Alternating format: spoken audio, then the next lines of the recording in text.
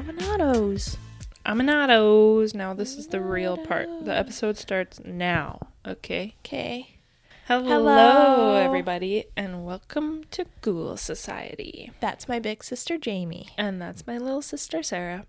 We are grateful to be recording on the unceded, stolen territories of the Songhees and Esquimalt First Nations and the Lekwungen and Wasanich peoples, whose historical relations with the land continue to this day. As uninvited guests, we are committed to disrupting racism and colonial violence within ourselves, our families, and our communities. By listening to this podcast, you've officially been inducted into the Ghoul Society. You know what? I just had a thought. Tell me. Because, after we record, and then do you ever think about your story, and then you're like, wait, why did I, sometimes you're like, wait, that I said that the worst way possible? Yeah, every time. I realized, kind of corrections corner, but also I'm just still learning. When I am listing indigenous nations in the places that I'm covering, I think I need to do better at how I bring that up. Yeah. Instead of just being like, it's this, blah, blah, blah, and then continue. Yeah, that's fair. Yeah. Yeah, So, territorial acknowledgements take a long time to develop and relate to. I was also actually thinking about that too, because I don't know if those territories are actually unceded. Right. Because they have treaties. Right. That are still intact today. Yeah, but the treaties aren't being respected at all. None are. Yeah, that's true. Well, is there actually really a treaty that's being fully respected in our country? Yeah, that's a really good point. Yeah, because unceded means something has not been given up or legally ceded. Right. So, yeah, unceded means that the land was never legally given up to the crown or to Canada. Yeah, so on paper. Yeah. But in reality, those treaties aren't being respected at all. Yeah. No, but it's true. I thought I need to work on that maybe a little. Yeah, I think you're doing great. Grow with that. Yeah. Thanks. That's all, people. Thank you. Love it. Thank you for listening to that. Radicus is joining us this episode. Yay, Radicus! Squee. That was Radicus. I swear that was Radicus. I swear on my life. I saw it. I saw him talking to the mic. Yeah, squee. Oh, that was me. Was you. That was me. I know we sound the same sometimes. Yeah. We hang out a lot, so. Yeah. So, yeah. Emotional support rat. Ding ding, that's right. Well, should we just get right into it? I think we should just get right into it because this is a behemoth of a story, apparently. Yeah. For us, at least. Yeah, I also, I'm going to preface this by saying this story is really, really depressing. Okay. So, if you're not in the mood, then you don't want to listen to this episode. Right. It's really intense. It's a place, a building, where so much shit has happened. Is there ghosts? Yes. Okay. There's everything. Oh This God. episode has everything. And it's longer than the Kingston Penn episode. I feel like my episode on that was quite long. I don't okay, so we're thinking that we're going to be splitting this into two parts. Just because it's so intense. Heavy. Yeah, that's kind of another reason. I thought maybe 2 episodes in that are a bit shorter might be a little bit easier to digest. Yeah. Yeah. That's kind of the same as I don't know, I think we've talked about this before too, where TV was always meant to come out slowly so that you would watch an episode and then digest and process what you've watched. Yes. And then you'd get to see another one a week later. Yes. Whereas Game of Thrones is a great example. They release the whole season at once. Yeah. You binge it and you feel fucked up. Yeah. And it's that's because it's not actually intended to be watched for 15 hours straight. That's why with other TV shows with The Last of Us, they do it weekly. Yeah. Yeah. And exactly. That show is also really fucking hard. Yeah. people know what I'm talking about. If you know the games, you know it's depressing, and you know we're all going to be bawling our fucking eyes out. Yep. Season 2's coming out soon, and we're all going to be very mentally unwell. And it's so nice that it won't be coming out all at once. That's right. Because I don't think we can handle it. And if you're late to the party, I strongly suggest that you slow down on watching your episodes. Yeah. Like, if you show up and there's already a whole season, maybe don't watch it all in one weekend. Yes. Anyways, so yes, trigger warnings abound of everything, especially death by suicide. Okay. Again, you can always call 988. That is like, I don't know if it's international, but that's definitely North America? Yeah, the North American phone number for the suicide crisis line and hotline. So yeah, that number is 988 if you or anyone that you know and love is in need of help or in danger of harming themselves. Mm-hmm. So, I'm going to be telling the story of the Cecil Hotel. Oh my god. Oh my god. I know. Oh my god. I know. So, the Cecil Hotel, I'll get into the history, but it's right smack dab in the middle of Los Angeles. And the county of Los Angeles occupies the traditional lands of the Tongva, Tataviama, Serrano, Kits, and the Chumash peoples. So, yeah. And then LA, obviously we know, really went crazy boomtown in like the 1920s. Yeah, it did.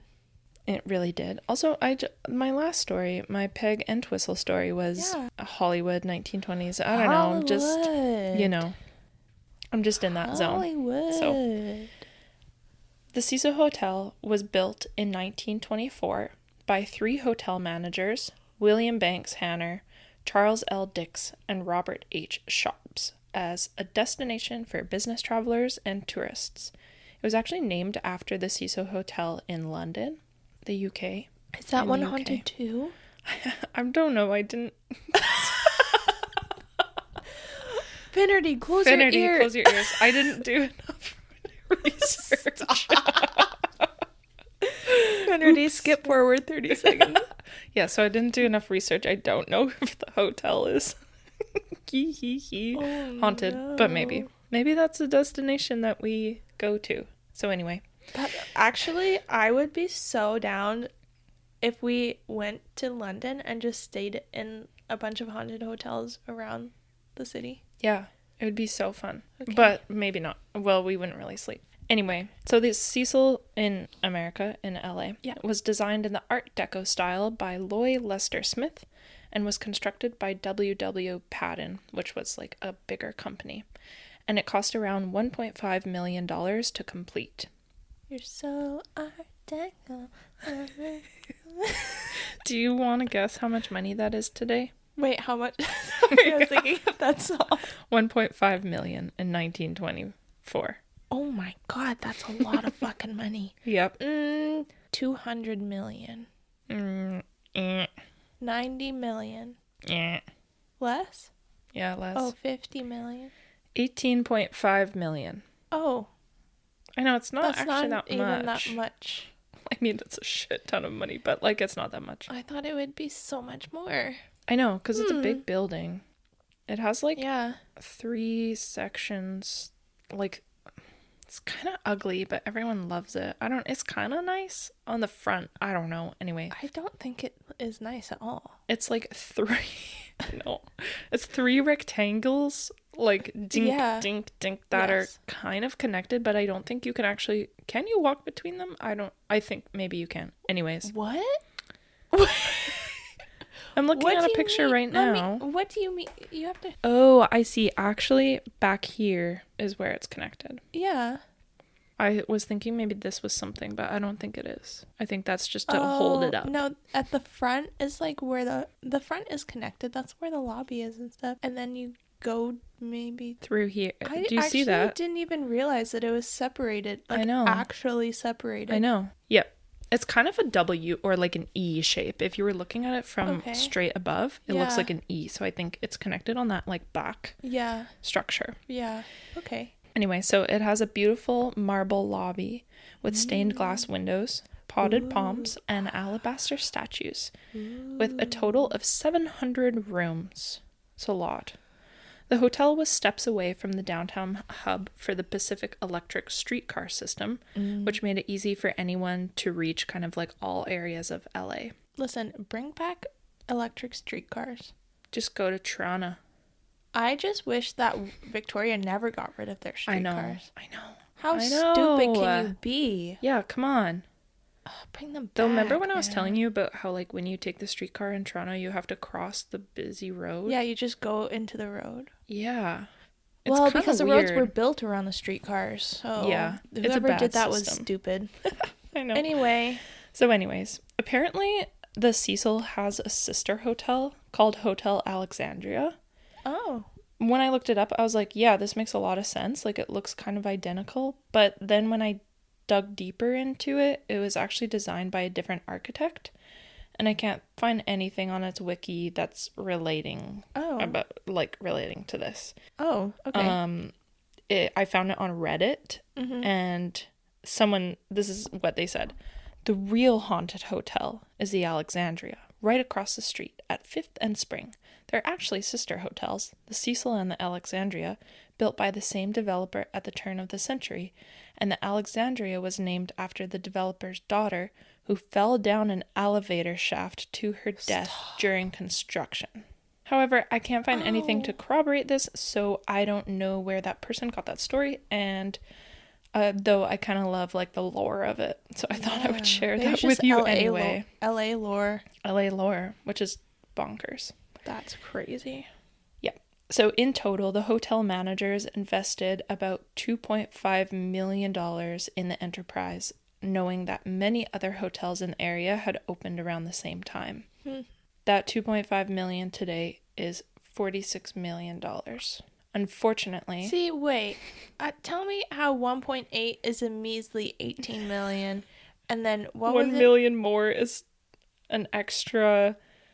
That's 20. An extra like 25 million. Yeah. I don't know. It doesn't make sense. The math isn't mathing. Math people, please tell us. We're not good at math. This sounds like girl math to me.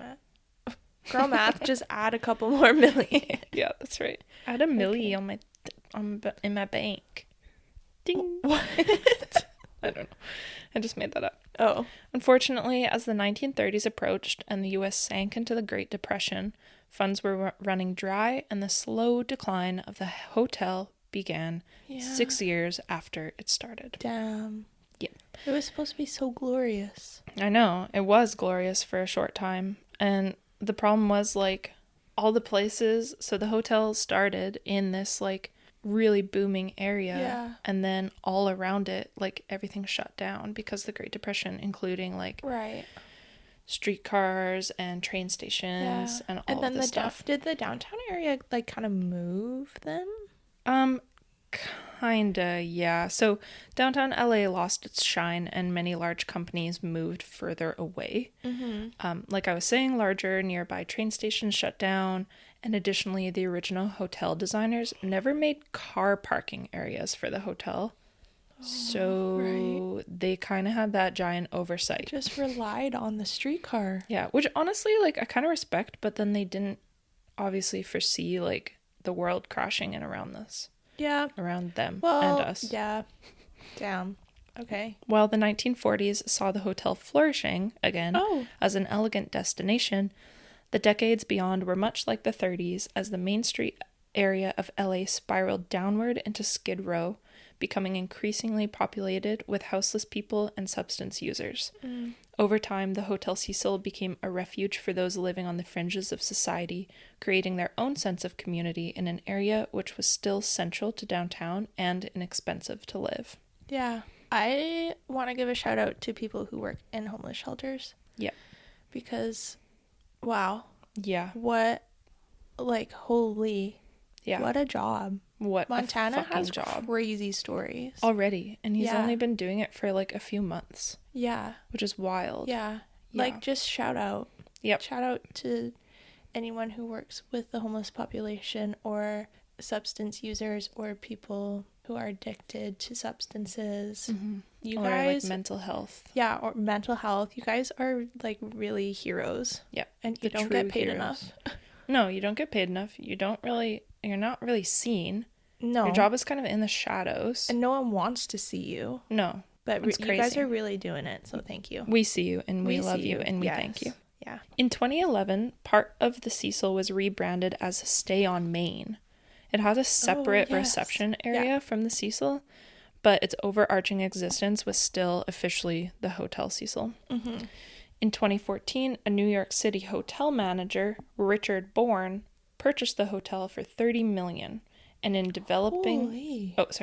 developing company working with Bourne was committed to preserving important architecture and historically significant parts of the building, while fully gutting the rest of the interior. I'm quite surprised that it costs that much, considering the area that, like what happened to that area that it's in. Yeah, is like a lot of people don't go there, don't want to be there. Yeah, I know. I'm surprised it was that much money. Maybe because like it's a historical building, you know.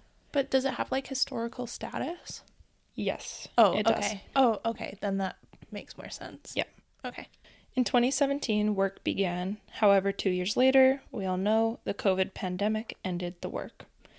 As well in 2017. Yeah, so this is when it happened. Sorry. So it wasn't actually in 2014 yet, but in that same year, the Los Angeles City Council voted to deem the Cecil Hotel a historical cultural monument due to the historical significance of the architect who designed it. Oh. Yeah, so it wasn't even because the hotel was cool, but it's just because of the man who did it, as well as its representation of early 20th century American hotels. Right. Okay. So it was kind of, but like it's not, when you look at pictures, folks, you will see it's nothing that special. No, it's like, kind of cool. It's spooky. Yeah, you would think something old like that would be more grand. Yeah. Like, I don't know. The inside is grand, though. Have you seen pictures? I have seen pictures of the inside, but you think that, I don't know, it just makes me think. It's unassuming. Yeah, like you look at like the Empress and you're like, wow, what a hotel. Yes, exactly. You know, and I know that the Empress is way older, but I'm just saying, you know, you look at the Cecil, you're like, that's a hotel. Yeah. Like it fits in with what hotels look like now. Kinda. Just like a building. That's what I mean. But the front is like kind of nice. The front is nice, but it's just like a rectangle. Yes. But I think because some people like really swoon over the Art Deco, right, like architecture style. But that's true. In 2021, Hotel Cecil reopened as an affordable housing complex, also known as single room occupancies, SROs. Yeah. And it was operated by the Skid Row Housing Trust. However, 2 years later, reports came out about the devastating conditions of the hotel, including black mold, vermin infestations, water leaks, graffiti, vandalism, and unsanitary communal amenities. Also just kind of unsafe. Right. Which is just like so awful because it's housing for people who desperately need it. Yeah. Yeah. And also. And they probably just like, what was the association that did it? The Skid Row Housing Trust. Right. They probably just don't have the money for upkeep. Yeah. That is needed. Well, okay. Also, I saw someone on Reddit who was like talking about the Cecil and staying there. This was 2 years ago. Okay. So like 2023. Yeah. And someone asked them, like, it's okay if you don't want to answer this question, but, like, how much are you paying at this place? Yeah. Oh, like they live there. Yeah. They said that they were in Section 8. I don't know what that means. But still, they were paying $1,500. Oh, my God. Yeah. For an SRO. I'm assuming that they were in an SRO, unless they're in some, like, larger kind of space. But the Cecil doesn't have that. Whoa. Yeah. So I don't understand. It's priced by section depending on your income. I guess so. But like that's outrageous. That's not low income. No. I guess like for that area, like other rentals are probably around like $3,000 for like a 1-bedroom or something. But like Oh I my was kind of in shock. God. It's a fucking bedroom. It's tiny. Yeah. It's super tiny. It's like a 10 by 10 box. Whoa. Yeah.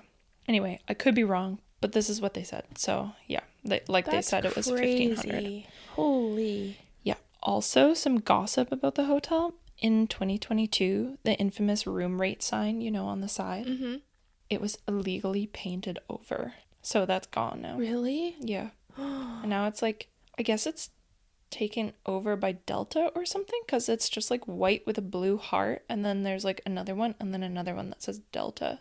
Ew. I know, I was confused. But yeah, so that sucks, because that was a cool sign. And they weren't supposed to, because it's a historical. Holy shit. I wonder if they had to pay a big fine. I know. Well, it seems like no one really knows who did it or how it happened, and they don't know who to blame. Oh. So it's just so like... they can't even... Yeah. Oh my God, that's so crazy. Yeah. Just last year in 2024, the owners of Hotel Cecil listed the hotel for sale. I did some digging though, and apparently it's actually just the ground lease, because the ground lease goes up every 99 years for that area, and not the building itself. So I don't know what that actually looks like.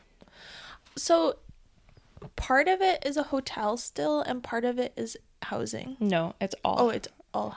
Yeah, it's housing. all SRO. Oh, okay. But a lot of the I think a lot of it still isn't being used, just because they can't like upkeep it. Oh. So it's like empty. Oh, that's really creepy. I know.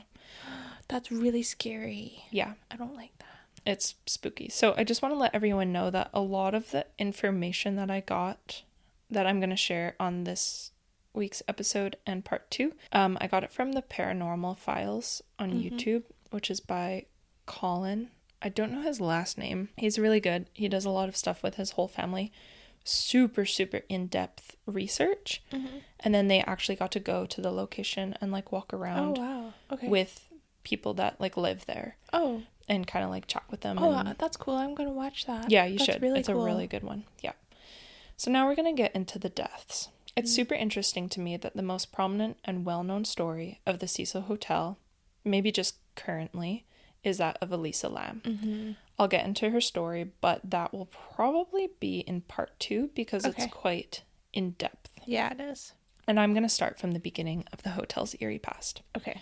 In 1931, right when the Great Depression was happening, W.K. Norton was found dead in his hotel room after ingesting poisonous capsules. He had checked into the Cecil under the name James Willis from Chicago. No one knows his story beyond this, but this is the first recorded death at the hotel. Less than a year later, in September 1932, 25-year-old Benjamin Dodich was found dead by a hotel maid. He died by a gunshot wound to the head, appearing to have taken his own life. However, there is no suicide note found, and no one has ever reached out about his story or what could have happened. Oh, whoa. On July 26, 1934, former Army Medical Corps Sergeant Louis D. Borden, aged 53, was also found dead in his room after, this is super gruesome, slashing his own throat with a razor. Oh, no. There were several notes left behind, many of which cited poor health for his reason of wanting to escape life.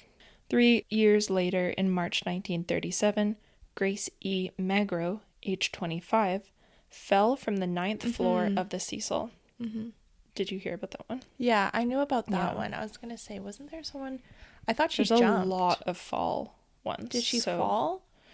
Or so jump or pushed? Well, okay, this is kind of... These are all really sad and really fucked up. Yeah. So if you want to skip ahead, I would probably say like skip ahead like 5 minutes. Oh, 5. Oh, fuck. Maybe. Okay. Maybe it won't take me that long to get through all of these. Just skip ahead until you feel comfortable. Yep, that's right. So Grace fell from the 9th floor, and as she fell, her fall was broken by telephone wires that tangled up her body. Paramedics brought her to the Georgia Street Receiving Hospital, where she later died from her injuries. Oh my God. Police were unable to determine whether her death was caused by someone pushing her or if it was a suicide attempt. Oh my God. The force of... I know. Landing on wires? Oh my God. And she survived that? And then died in the hospital? Yeah. That's insane. Yeah. That she survived that. Like, that impact. I know.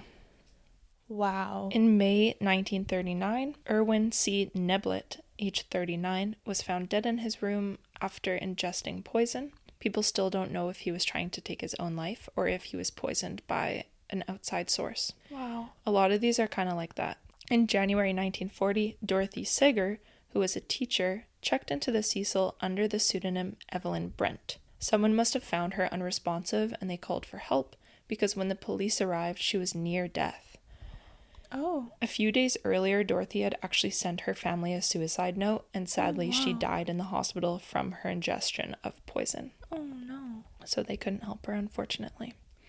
In 1944, 19-year-old Dorothy Jean Purcell was staying at the Hotel Cecil with her boyfriend, who is 38, named Ben Levine. This story is also really, really, really gruesome.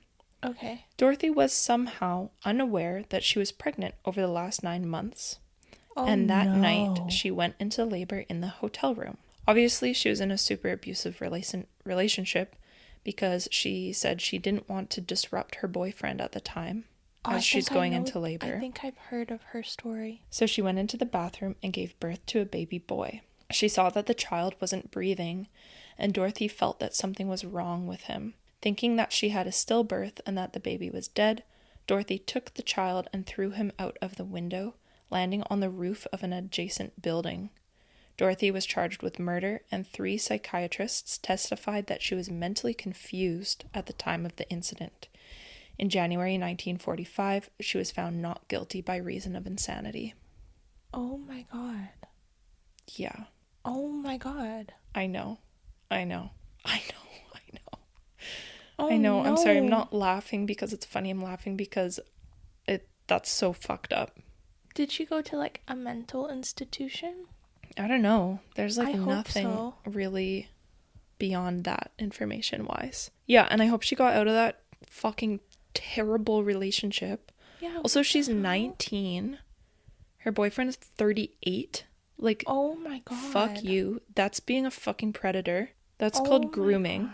That is so upsetting. I know. It's really, really, really upsetting. Obviously, she wasn't okay. That is so crazy. I know. Like, even think about, like, doing that. I know.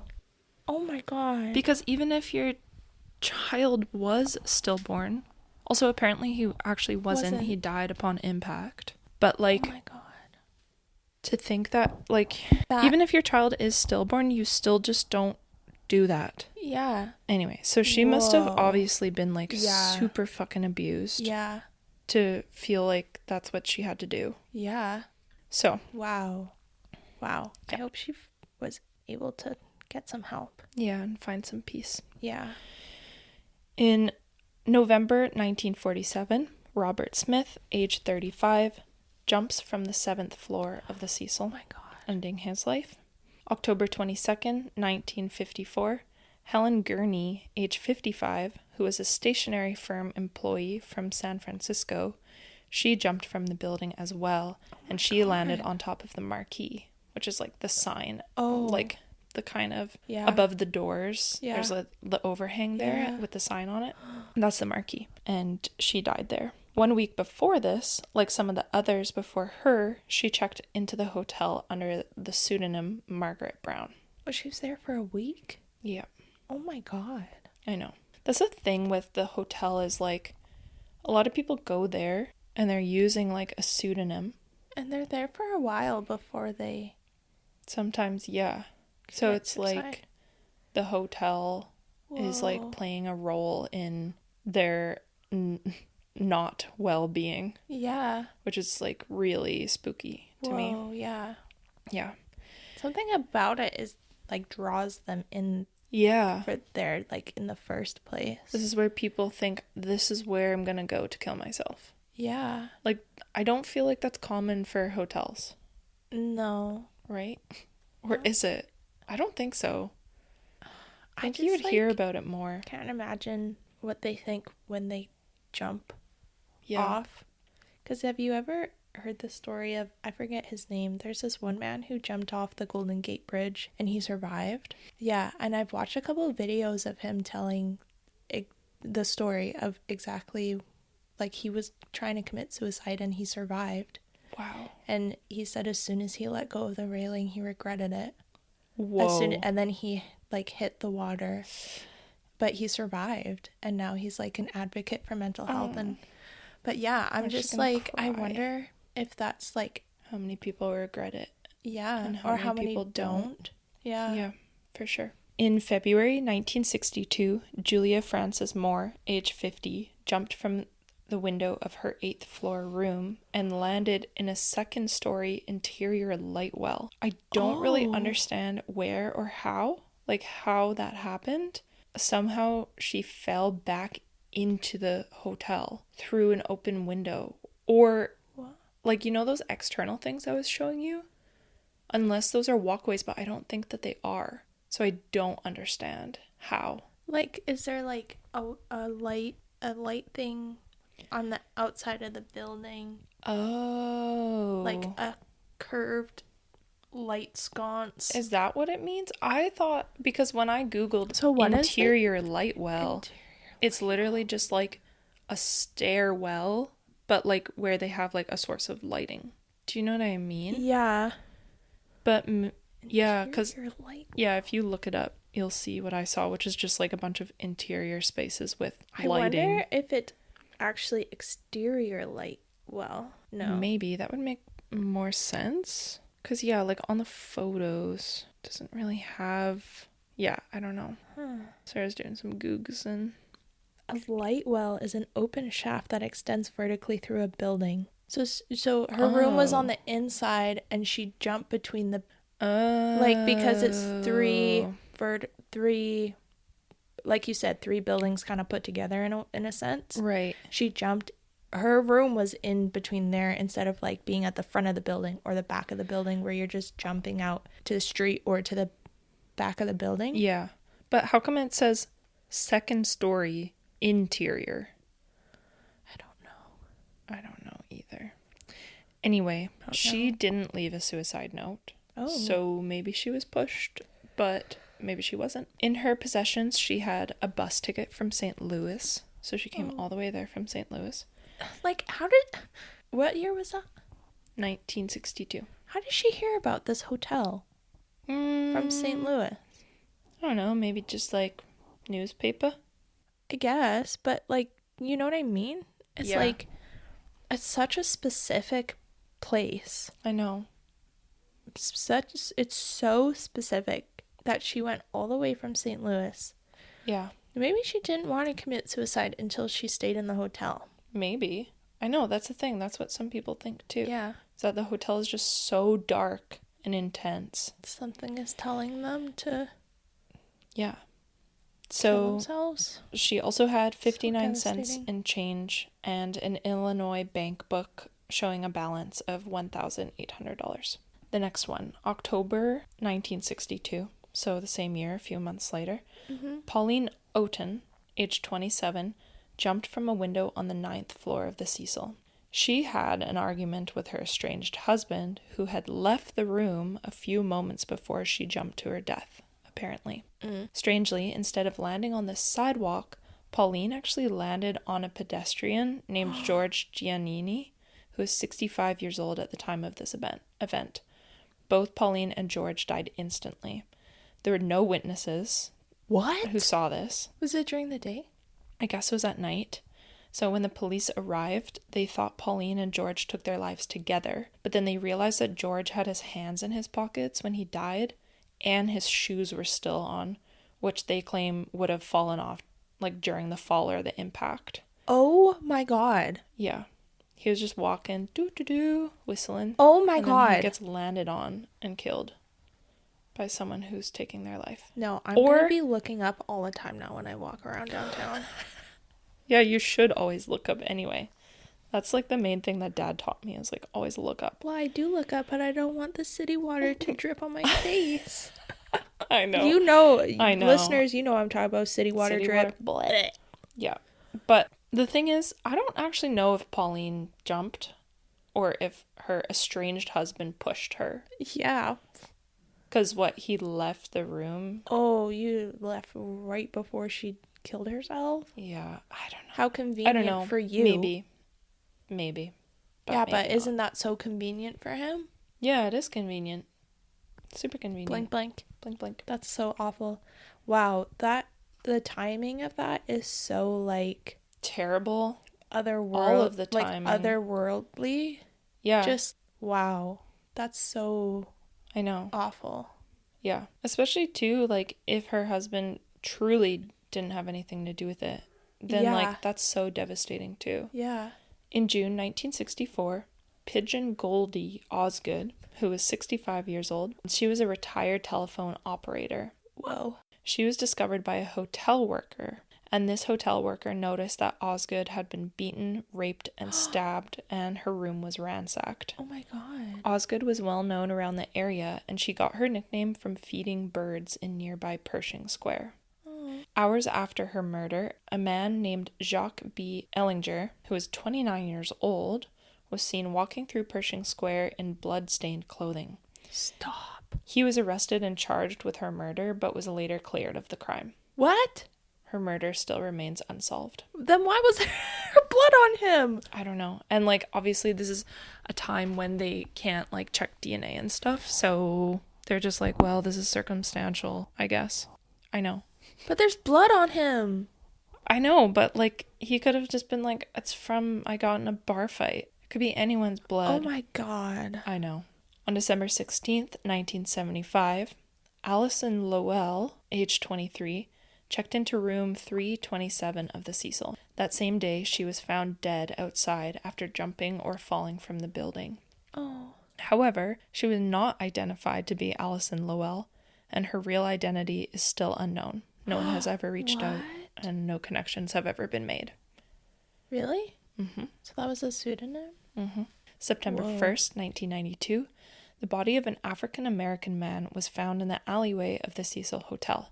He has also never been identified, but it's suspected that he had fallen, jumped, or been pushed from the building's 15th floor. Oh my God. That's the top floor of the hotel, by the way. He was between the ages of 20 and 30 years old. Oh my. June 13th, 2015. This is the most recent suicide, or like, yeah. Yeah. Yeah. I mean, there's been a lot of deaths, actually. Yeah. From then till now, but when the hotel was still operating, I should say, from when it as was a hotel. An unidentified 28-year-old male was found dead outside of the Cecil. Some people believe that he had jumped from the hotel, but the LA coroner has never actually confirmed the cause of death. What? Yeah. So. And he's still unidentified? Yeah. I just don't understand, like, I know. When it's more recent more recent deaths, like, that's not that long ago. No. How are you unidentified? I don't know, because DNA testing. In 2015? Like, what? Yeah, I know. I don't understand that. It's crazy. That is so, oh my God, that's so awful. So that's kind of the end of, like, all of those deaths and suicide stories of when the hotel was in operation. Yeah. And one of the managers, her name is Amy Price, she claimed that in the 10 years that she worked there, there were over 80 deaths at the hotel. What the fuck? Yeah. So, like, almost, not quite, but almost one every month for 10 years straight. Oh my God. So it would just be a common occurrence. You would just come in and someone would be like, yeah, like, we found another body. Like, how traumatizing is that? Seriously, though. Oh my gosh. I know. That's so, I just don't understand. Yeah. So, like I said, there's been more deaths since then. I'm not going to get into any of them right now. We're going to move on to infamous guests. I thought you were going to say something That about the stayed. more infamous guests there. So, the Cecil has been visited by many infamous people over the years, whether for good reasons or bad reasons. Yes. And this is part of, I think we only have actually bad reasons written down here, but this is Great. part of why the Cecil, apart from the countless deaths that happened within its walls has such an overwhelming reputation. Yeah. Our first guess in 1947 was Elizabeth Short, Yes. also known I got as chills. the Black Dahlia. Oh my God. Full body chills. Yeah. So, sorry, she wasn't, I mean, she probably was there in 47, but throughout the 40s, she went to the hotel a ton. Right. That was part of when it was kind of like the only time it was booming. Right. In 1947, though, Elizabeth's body was discovered in 2 pieces in a nearby park. I mapped it out, and the park that she was found actually apparently was like a vacant lot. Yeah. I was going to say. I don't think it was a park. No. It's a park now. And it was 6 miles away. No, there's houses built there. Oh. Yeah. I wonder if she haunts those houses. Maybe, yeah. Or the Cecil. Or the Cecil. Her death was super gruesome, and I will Yeah. not be going into details at all because it's way too much. But the mystery and horror surrounding her murder is such a wild story that I wanted to recommend people to check out the podcast called Root of Evil. Yes. The true story of the Hotel family and the Black Dahlia. Yes. Such It's a good so podcast.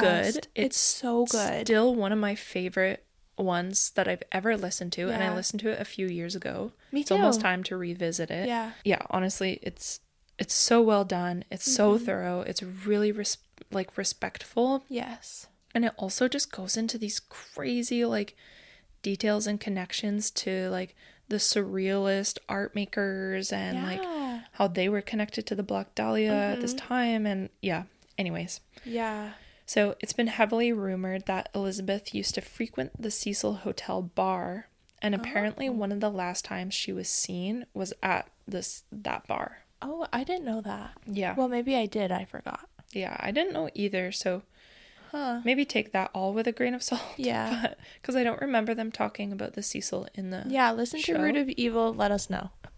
The second guest is Richard Ramirez, Ugh. aka the Night Stalker. Night Stalker. He stayed at the Cecil during the 1980s. Ugh. He was never blamed for any of the deaths at the hotel, but it's thought that he committed a lot of his atrocious killings while staying there.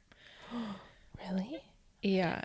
Additionally, Ramirez struggled with drug use, and so the hotel's proximity to Skid Row was part of the reason that he spent time at the Cecil. Yeah. According to reports of hotel workers at the time, Ramirez would throw his bloody clothing into the dumpster of the hotel and walk into the lobby either fully naked or in his underwear. What? Yeah. Also, apparently, his uncle worked at the hotel and still works as a maintenance man at the hotel. What? Yeah.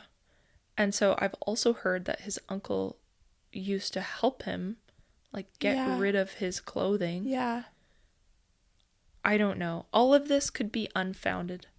Yeah. But holy. that's part of the lore that I have heard from him. Have you watched a Night Stalker docu-series? No, I can't watch those.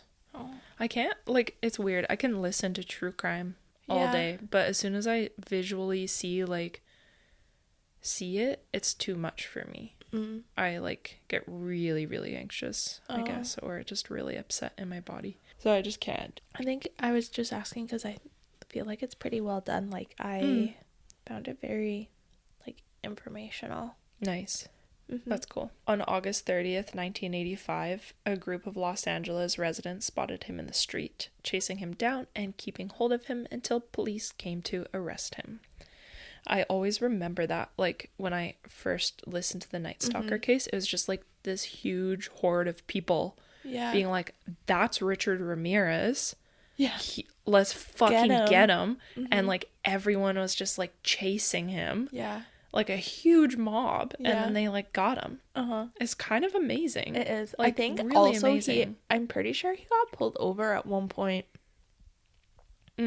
When he was, like, fleeing, like, he was, like, Fleeing a scene, yeah. and he got pulled over, and before the police were, like, asking for his ID or whatever, they got, like, a call on the radio for the crime he committed, I think. Oh my God. Or something like that happened, and then they let him go because they had to deal with they the had to situation. report to whatever, and he just got away, and I was just like, oh my crazy. God. Yeah. He was charged with 13 counts of murder and was sentenced to death. Yeah. However, he died of cancer in 2013. So, Right. bye, bitch. Right. Fuck Bye. you. Literally the worst. The Cecil in the 80s was very obviously a lawless place, and some workers wouldn't actually go past floor 6 in fear Whoa, of being really? killed. Whoa, really? Yeah. Like, they were like, nope, no thanks. I'm sorry. People were just killing. Yeah. Just Yeah. willy-nilly killing? Yep, willy-nilly killing. Yeah. What? And Like, then, you just go yeah. up there and they'd kill you? Yep. You might get Oh stabbed. my god. Same with actually, like, when Colin and his group of people went to go visit in the hotel. The security, first of all, the security was, like, kind of sketched out about them going in. Yeah. But they were also like, a reason that we don't want you to go in is because you might get hurt. Like, someone might try to jump you or stab you or, yeah, so just, like, Holy you have, shit. like, 20 minutes, essentially, and you should bring a knife with you, which is Oh my god. crazy. Yeah. I mean, I feel like it's similar to, like, Montana's job, too, right? Like, this is more intense. That is way more intense. Yeah, because, like, you're going into their space. Yeah. But, yeah. Holy. Yeah. I didn't know that. I know. Isn't that wacky, zacky Yeah, that doodah? is. Crazy. In 1991, Austrian serial killer Jack Unterweger stayed at the hotel, Oh. killing 3 sex workers while he stayed there. Oh my god. Have you ever heard that name? I No. never did. Me neither. I'm not going to get into the details too much, but I'm going to give kind of an overview of his crimes. So his crime spree started in Austria decades earlier. In 1974, he brutally killed 18-year-old Margaret Schaefer. Oh my god. And by 1976, he was sentenced to life in prison for that murder.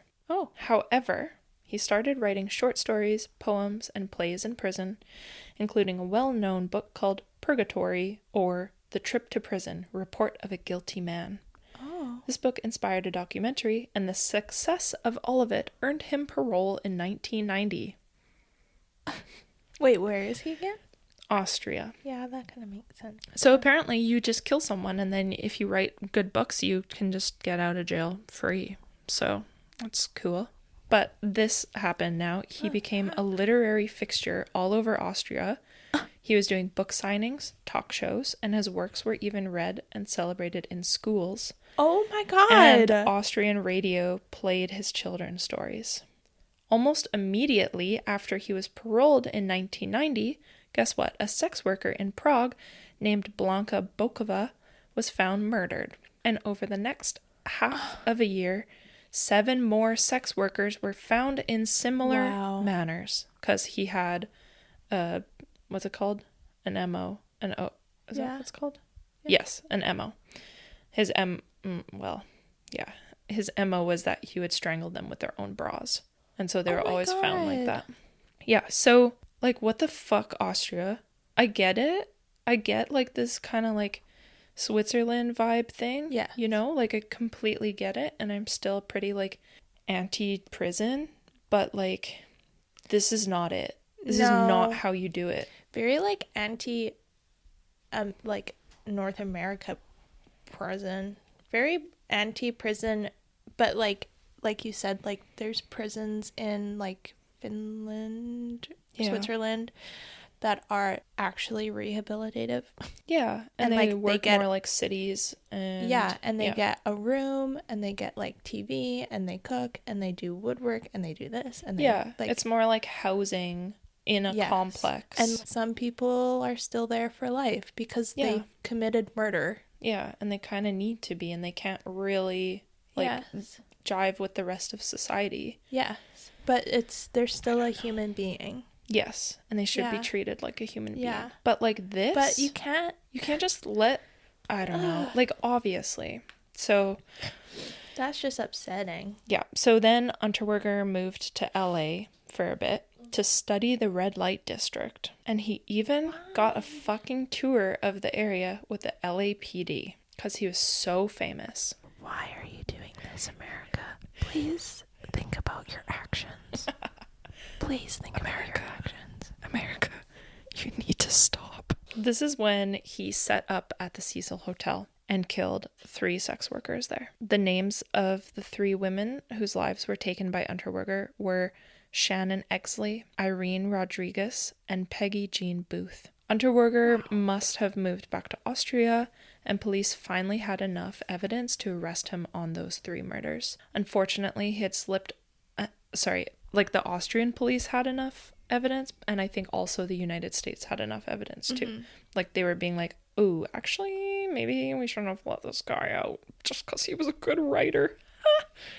Unfortunately, he had slipped under the radar and ended up on the run with his girlfriend. Oh my God. Listen, look, okay. Listen, stop. If you think that you should date a serial killer, I would really like you to just reimagine what your life could be instead. Yeah. All this shit, even with Ramirez too, like everyone was like, he's so hot, I'm gonna send him letters in jail. I want to marry him. Like I Ted Bundy. Yeah, I want to marry Bundy. Like, oh my God, he would never kill me. It's so crazy. It's just Anyways. disgusting, and stop doing that, because it's one thing to hear stories of murder, and it's another thing to be in that world. Yes, you have to. This is real, people. You have to remember, this is real. Could you even imagine taking another human life? No. So why the fuck would you idolize these people? Yeah, and want to date them. Who think it's fun to take human lives. Yeah, or have some like sick obsession with it. Yeah.